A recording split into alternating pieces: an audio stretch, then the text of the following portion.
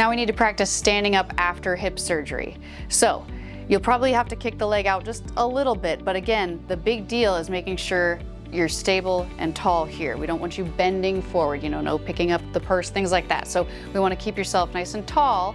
So lean forward a little bit, push through the back of your arms, grab with one hand, then the other, so that you're stable first on the thing you're sitting on, and then you reach for the thing you're walking with.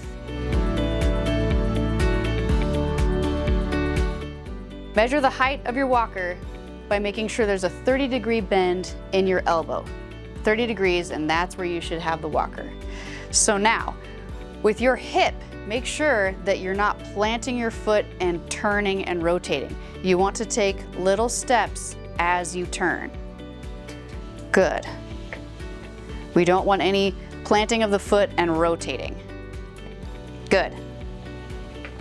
Okay, so now with the walking, you're going to keep the walker sliding and step one foot in front of the other. I know there's probably going to be some limping, some pain initially, but try your best to keep the walker sliding. No lifting it up and no jerking it.